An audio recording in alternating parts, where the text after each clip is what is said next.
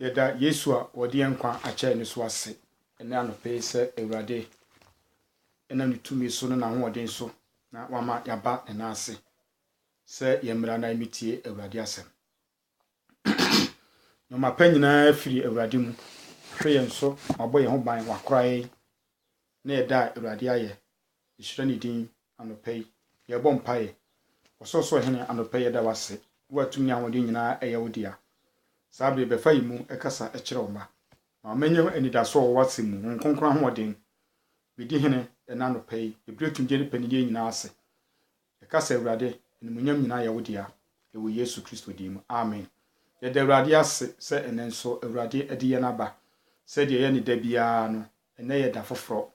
Amnu mienu yɛbɛkyɛ Awurade Nyankopɔn asɛm. Na me ne wo akasa afa no ma bebree ho. Na ene nso mepɛ me ne wo kasa fa asɛm bi a matundi sɛ abide in him. Sɛ abide in him. Abide in Jesus Christ. Sɛ wotena Yesu emu. Praise the Lord. Sɛ wotena Yesu Kristo emu. Nti anopa yi ebesua Awurade asɛm na yɛde atutu yɛn ho yɛn hofo. Na yehu sɛ wotena Yesu mu a ɛdeɛ ɛna ɛwɔ sɛ woyɛ anaasɛ ɛdeɛ ɛna wobenya. Paul ka asɛm bi ɛkyerɛ sɛ Nyankopɔn no bɛma mu ne ehia mo.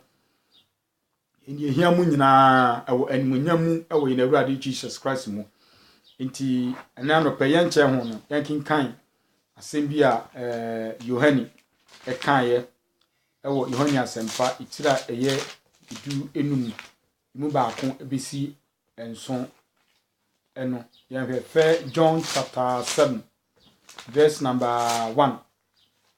John chapter 15, sorry. John chapter 15 verses number 1 to 7. Yɛn hwɛ asɛm a Yesu Kristo ɛkan ɛwɔ hɔ. Or say, I am the true vine, and my Father is a gardener.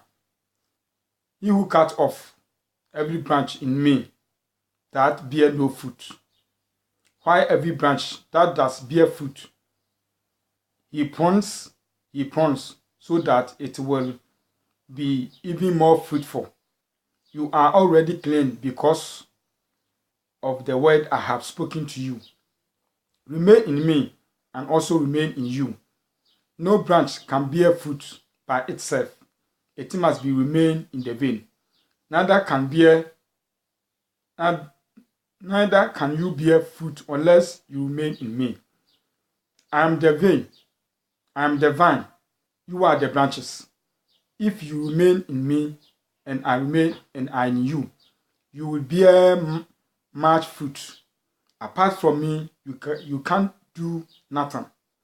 Says, if you do not remain in me, you are like a branch that is thrown away. The whiter, such as branch, are picked up, thrown into the fire, and burn. 7. If you remain in me and my words remain in you, ask whatever you wish, and it will be done for you. Hallelujah. Say I can kind brofona say musi etiase efa. Yeko yen asante kasere musu a eye twi na eno so okan Yohane asempati baako yimu eye dunum. Yohane asempati dunum yimu a eye baako ebesi enso no. Oseme ne nokure bobe no na meja ene okuafo no. Mihu ba biara a enso aban oyi. E biara eso aban oyi hu na aso aba bebre. Asama maka kire mu nti ho anya afi. Mo ntena mimu na me nso me ntena mu. Sede eban ntumi mfiri onora ne mu enso abaje se etena bobe ni mu no. Saara nso na mu ntumi gye se mo tena mimu. Meni bobe no na mo ne man no. De wotena mimu no obeso abapi na okwatimi a ntumi anya hwe. 6 ni se obi antena mimu a woto no twene se eban na ewu na oboabo ande gugu ejemu na ehye. Praise the Lord. We ya asɛm a Yesu Kristo na ɔka sa kyerɛ yɛn Kristofo sɛ awɔ sɛ yɛtena yɛn Awurade Jesus Christ mu. Me yɛ mfato kakra afa sɛ Yesu Kristo sɛ meni bobe no na magya anu okuafo no ho ban biara enso aba no wo yi firi ho na eban biara eso aba no wo yi ho na aso aba bebre na asɛm a maka kyerɛ mu ti ho anya afi mo ntena me mu na me so me ntena me mu sɛ di eban entumi mfiri ono ne mu enso aba gye sɛ ɛtra bobeni mu no saa so na mu ntumi gye sɛ mo tena me mu sɛ mo antena me mu a mo ntumi nso aba ukotimi a mo ntumi anya hwee sɛ yɛhwɛ dua ne sɛ dua esi hɔ na esinsuo ho na sɛ ɛso wobɛkɔ ne sɛ aso aba a ɛman no na ɛso aba dua no na twetwe enuane de kɔma ɛman no sans for ɛkyerɛ sɛ dua no hini no ɛkɔ twetwe enuane nsuo no de ma dua no na dua no so akyɛ de ama ɛman no enti Yesu Kristo wɔne ne dua no yɛn a yɛwɔ nkyɛn no a yɛagyina die no ne nkrabata ne ɛman no enti obi biara a ɔbata dua no ho no ɔso aba obi biara a ɔmata dua no ho no ontumi enso aba because ɛman no entumi mfiri ɔno animu nka sɛ me so aba gye sɛ wɔfam dua no ho gye sɛ wɔfam bobe no ho enti bobe no ne Jesus Christ yɛn ɛman no enti obi biara a wɔtena bobe no mu no obi biara a ɛman biara a wɔtena bobe no mu no ɔso aba enti obi a obetumi aso aba ene obi a obetena Yesu Kristo mu na waso aba praise the Lord enti ɛsɛ yehunu sɛ Yesu Kristo no sɛ yakoti na ontumi ahwe enu nti na ɔkan ɛwɔ verse 5 no wɔsɛ mini bobe no na wɔsɛ mini bobe no na mo ne man no je wɔtena mi mu no je wɔtena mi mu na me nso metena ni mu no ɔnɔre na ɔso aba pii na ukotimi a untum anya hwee praise the Lord enti sɛ dua no si hɔ na sɛ ɛman no mpɛ sɛ ɔbɛtena mu na sɛ ɔpan ɛtɔfam a Bible si wɔ wu adentira esan sɛ wonya enuane nutrient a dua no ɛkyɛma ɛman no a ɔmo so aba no wonya bi ni enti ɛkɔm bɛde no wobon so hɔ no ma na awu na obi na watam na ɔde akɔ akɔhyɛ gyem na ɔde asogya enti yɛn akristofo anagidifo ananipa a ɛwɔ wiase nyinaa sɛ yɛama Yesu Kristo nkyɛn na yɛama amagye na ani a Bible sɛ yɛte wɔn so yɛwu yɛwɔka atiase ewu sɛnea Yesu Kristo kaayɛ a emre bia me no twam a me no kyɛ Yesu Kristo ne nkwa nsuo ensɛm no sɛ wɔsɛ John 37 John chapter 7 verses 37 ne kyerɛ sɛ da afashe da kasi na chiri no Yesu Kristo esori gyinae na ɔka kyerɛ ɔteɛ mu sɛ hu wa sukom de wo no bra me nkyɛn na mema nkwa nsuo na nkwa so bɔnten ɛbɛten ɛde afɛw mu enti sɛ bobe no ɛtena bobe no ɛman no ɛtena bobe no mu a enya enuane pa na wɔn so otumi ɛso aba praise the Lord nti ɛna no pɛmpɛ no kya asɛm kakra bi a want to say about him said them no I can kind no was the grape vein is prophetic is prolific plant a single vein bear many fruit grapes a single vein bear many fruit diaba ba akono eso aba bebere hallelujah enti sa obata Yesu Kristo mu a obeso aba bebere was in the Old Testament grapes symbolize Israel's fruitful hallelujah fruitful in doing God's work on the earth sa Bible say okọ apam dada ni mu a sa enoma we na ye ka ho asem no se omo yo wagi Yesu Kristo di no obeso aba do Nyankopon di no obeso aba no se na eye egina ho ma Israel for se womo ebeso abetena Nyankopon mu na omaso aba na omotumi ayidi aye Onyankopon adwuma e wo asase so mini adofo se ye hwa ekoso e wo yeman enoma bebre ni nyame di ahye yemu enoma bebre ni nyame edi ama yen sika ya ho ofe ye nante ye koba ade egwe ye hu nyina no nyame edi ama yen se yemfa entwe dom yemfa ensom awurade e wo asase so said ya Yesu Kristo so obetumi enya ebiaba enti David ka sembi o se ejina ma Israel the symbolize Israel fruitful in doing God's work on the earth enti Nyankopon ekwaji Israel for no edo omo ebaaye no na nyame hwehwe se nyame do ho bata wo ho nyame eboa wo nyame ekuta wo mu fi esra so mfinhia aduanan 40 years edon koduru ke na asase so na nyame hwehwe se wo bo wo mne die obetumi di wo omo ebesom awurade na o maka Nyankopon ene nyame animonyam ne keseye edi akere but it say wo mo anyenti no Bible say wo mo edi ehwambo nti adofo no say ye betena se na nyame adom ya kyade na ye de ba yenia ensa ne mfata emi beba ye bebu ho akonta edifo a ewo wiase nyina etwase Bible say etwase nyina ekopie Kristo atemu adwa nanim ho do biara nam nipadua so de onyaye no je oyoye no wadi bebu ho akonta say nyame ama wadi yie na wode ebu nianom eda no you judge because nyame de ama wo say fa boa onu Nyankopon edin na nyame din empagya say nyame adom kyade ayaresa na wo bɔ mpaye no wagiska nyame de ama wo say eno nso so no wode boa nyame adwuma amana kwa because Bible say Yesu Kristo so wade ma mokwa enti mo humfama kwa enti ade bia ewe ye ho nyame ene de ama ye say yemfa yemfa som afoforo na nhye Onyankopon din de enmonyam hallelujah the person who kenkan asem bi ewo enwom Psalms Psalm 80 yemhwe asem bi a David Radinam David so ekan ede ekire yen praise the Lord na yemhwe Psalm 80 yemhwe verse 8 no wose wotu bobo bi firi Misrim bai wotutu mu amena na obetitemu hallelujah wotu bobo bi afiri Misrim ebai ede ani bobe no bobe ni jama Israel for se nyame gi wom afiri Misrim na odo omo ba asase so Bible so oduru ho no omo asase papa omo asase asin lufuso ene ewo nti Bible say womo etenase na womo esom womo ensom ewurade no hallelujah nti Bible say Nyankopon ehwe say yen mienu Wajia onyame ade agye yen bamba onyame ade abɔ yen ene hwɛ so pa onyame ade ahwɛ yen a sabere ye tiase a yenwu ye no nyame ahwehwɛ sɛ menu mienu nso ye de ho ebema awurade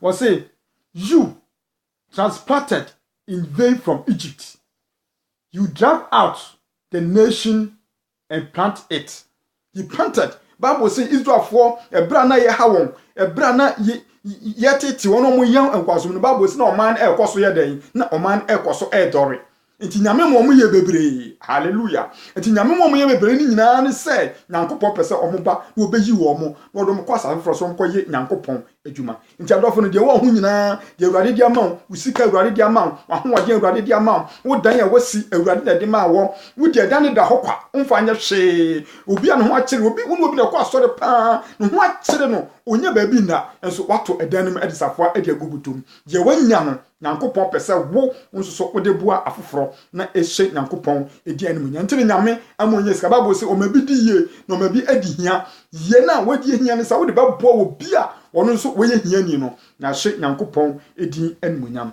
hallelujah ye to aso ye kenkan Isaiah so kase bi na eye me de pa ye hwe asema Isaiah so ekan o Isaiah chapter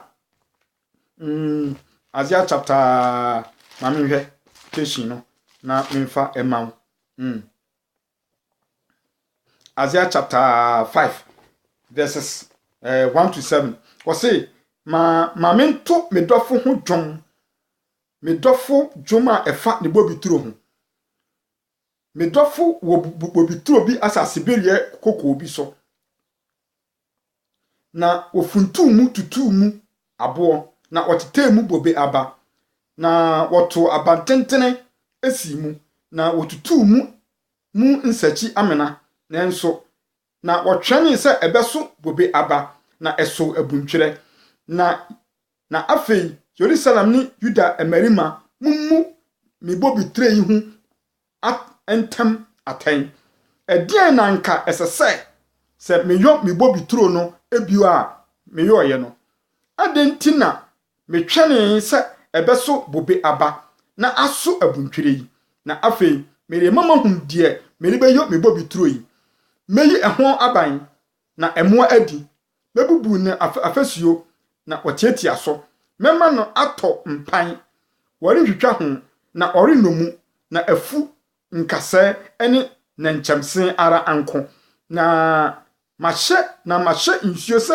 ento emuso 7 se awurade bobituro ene Israel fie na Juda marima ene nafuo a nani eje ho na ohwehwe atemu na na ohwe nhyeso a ohwehwe tenene na hwe ntie na ntie mu a praise the Lord enti ohwe nsem a Nyankopon ekan ya wodi bobituro yi mfato ho ma Israelfo senka ohwe Israelfo se nkomo beso oba papa ohwe Israelfo se nkomo be ye nyame adwuma ohwe Israelfo se nkomo bebu abrabo papa abrabo na nsu Nyankopon to na hwe mu no na omaso abuntwere hallelujah ye edienti ye kasa abuntwere a chese emfaso bi anya de eni so wanya bobe aba papa ese ko bete adi emebi no anya bi adi wanya bi wanya hwe ewo so enti wanya adre say enye sadia enye bobituro no me so mesai no enti bo Bible say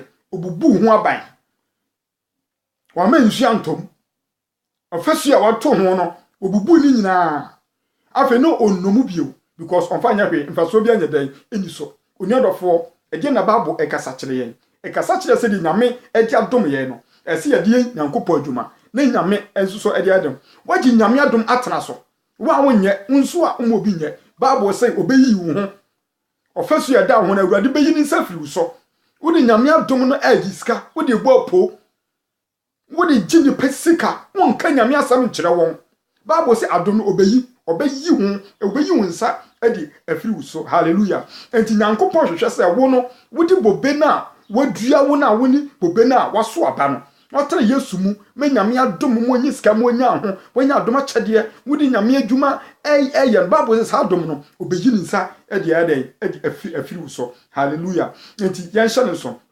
enti me no so kenkan a wodi kenkan Ezekiel chapter 19 verse 10 to 4 ehon so beti Nyankopon asem ewo ho hallelujah or see in the Passover maize of the fruit of the vine it symbolizes God's goodness to Israel his people. Hallelujah. Twamu afahye no.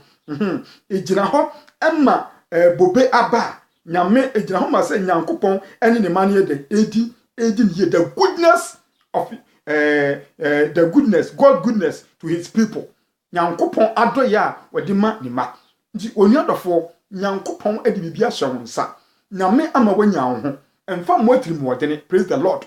Nemo bia won senda fa nyame adwuma na nyame nya de enhyira so sa opagya won sa uma won sa eye dendendin a ha Bible say Awurade beje ni nhyira no e de afiri so obeyi ho obebubu fasuo bamba wode bo wadwuma bamba wode bo wode fre ani ufi bam bamba wode to ne omuma so no Bible say obeyi ni nsa onnomu bio omo ho ba bio because Bible say obi biara oso aba no John chapter 15 was verse 1 was mini bobe no na meja ne okuafo no me ho ba biara enso aba no yi firi ho de biara oso aba no wo yi ho na etumi aso aba bebre na hye Onyankopon edin animonyam praise the Lord ntokin kan Exodus chapter 12 1 to 28 Bible na ekire yen se nyame ekogi Israelfo no omomo ahyade a omo edi se omo edi so hallelujah John chapter say Christ is the vine and God is the gardener who care for the branch who care for the branch to make fruitful Nyankopon Yesu Kristo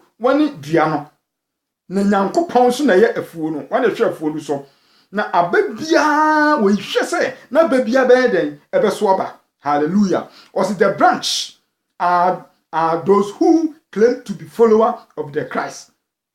Hallelujah. Was say a minor anyone na obata Yesu hono anyone na when I didn't say obedi Yesu Kristo echi to be Yesu Kristo suani a esa utumi eso aba enti Yesu e di adoma man unu adofo nimdie nyame di amam emfa nsa wunua na me di nimdie na ma se faboa afoforo nyansa sanka edi yensam ka nyame di ama se faboa afoforo afutu a nyame edi ama onti Bible se oduma chede nugu ahodo obi eye afutuo obi eye nimdie samka obi die eye ayarsa obi die eye ansapaka obi die eye enkyerɛkyerɛ obi die eye adiye obi die eye ohwefo enti ni nyina Bible se ototom so dwumadie no edi ama se ne be yi Yesu Kristo di padua esi ebekoso praise the Lord. Enti eni womo a obi a oba opeso oso oba na obi a wodi Yesu Kristo echi wode ne ho to Awurade so wenye Yesu Kristo enten adom na wode eyi adwuma na eboa afoforo was the fruitful branch are true believers who by are true believers who by they are living in union with Christ. Was say one wɔyɛ ɔsoaba aduaba ana ɛman a ɛbɛsoaba branches a ɛbɛsoaba no ɛne nkɔɔfo a wɔn yɛ akristofoɔ anokwafoɔ a wɔn de wɔn nyinaa ama nyame adwuma wɔn de wɔn nyinaa de nyame de adom no wɔn firi wɔn nyinaa de boa nyankopɔn adwuma. Praise the Lord. Nokwafoɔ akristofoɔ na wɔn na ɛbata nyankopɔn no ho wɔn na ɛsoaba bebree. Hallelujah. Was it those who claim or say the fruitful branch are true believers who by their living the union of Christ produce much fruit. Praise the Lord. Into a more bata everybody and a woman soaba. Was it by those who become unproductive? One person was soaba. One person open BBI. And a Bible say those who are turned back from following Christ after making a comment will be separate from the vein. One person, one unproductive. One person, one person, any one more, or my done or much.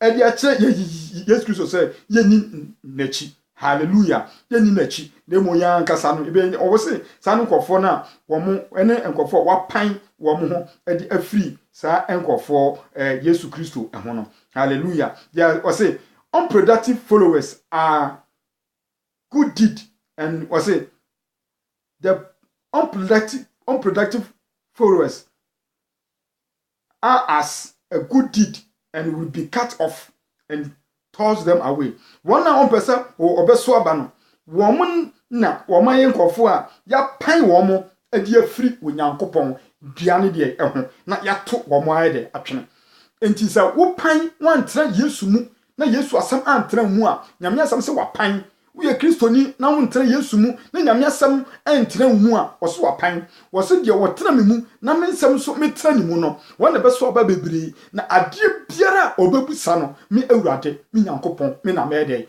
me ye ediama no. Hallelujah. Enti David ka asem bi ewo First Chronicles chapter 29 yanhwe asem a David ekan First Chronicles chapter 29 verses number 9 29 no First Chronicles chapter 28 28 verses 9 eba inti asema David ekache Solomon was na wo me ba Solomon wagya nyankopon no na fa wakoma emu ne wokra anisosom no na awurade pepa akoma nyinaa mu na wo hunu adwene nyinaa mu sa wohwehwe no a obema wo hunu na sa wugya na obeto atwene koraa. Hallelujah. Na afehwe se awurade ayiw se si efie yi a ebeye konkon hye ho den na eyo na afehwe se awurade ayiw nyadofo afehwe se awurade adom akyede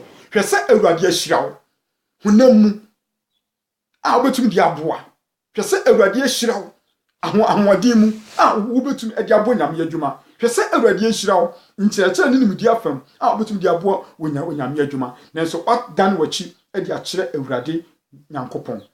Bible say ene nkɔfo a ya ɔma pan ade afidua ho nti sɛ ne nkɔfo no yɛto wɔn twene gyem ama wɔn bɛɛde ɛbɛhye nti emre bi bɛba a nyame ɔbɛto atwene wɔde adom akyɛde a wɔde ma wo na wɔamfa anya adwuma no nyankopɔn ebebusa wo ɛho asɛm nti onua dɔfo sɛ wo de yɛ enum to adom akyɛde firi wakoma nyinaa mu na yɛ ne nyankopɔn nkɔfo anigye sɛ wo de yɛ nkyerɛkyerɛ firi wakoma nyinaa mu na yɛ ne nyame anya de ani anyi wo ho sɛ ne ɛbɛyɛ a wobɛtumi ade aso aba bebree na ahyɛ onyankopɔn de edi animunyam. Praise the Lord. Enche na Yesu Kristo na oba ede na adom anyame ede adom no wo ye ede boa afoforo. Hallelujah.